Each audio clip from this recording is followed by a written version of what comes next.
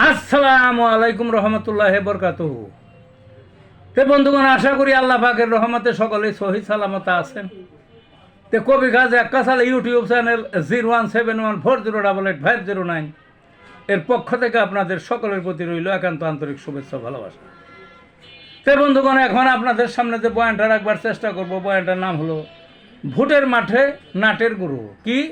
ভোটের মাঠে নাটের গুরু। হ্যাঁ, এই যে সামনে যে ভোট আসতেছে ফেব্রুয়ারি 12 তারিখে, এইটা নাটের গুরুকে জানেন? এই দেশে তো শেখ হাসিনা যা আসছিল মনে করছিলাম আরে কোনোদিন কেউ নামাইতেই পারবে না, ভোটও জীবনের শেষ ভুলেই গেছিলাম। কিন্তু এখন যাদের বয়স 35-40 এইরকম, তারা তো জীবনে ভোটই দিতে পারে না। এই প্রথম ভোট তাদের এই বছর, এই ফেব্রুয়ারির যে ভোটটা, বুঝলেন না?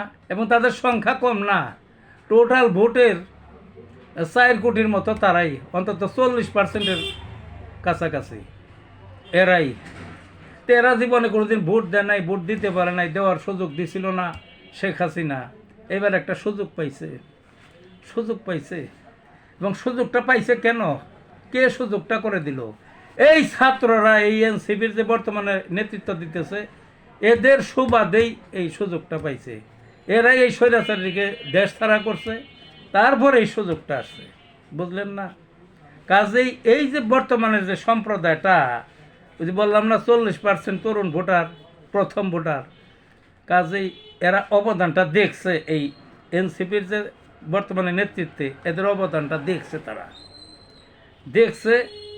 কাজেই এই ভোটাররা যেদিকে মোড় নেবে তারই জয়লাভের সম্ভাবনা। পুরাতন হিসাব নিকাশ সব বাদ, আগের যে ভোট ব্যাংক ট্যাঙ্কিগুলো বাদ। এরা যে গিয়ে ভোট দিবে তারাই জিতবে, এরাই ভোটের নাটের গুরু, বুঝলেন না? কারা?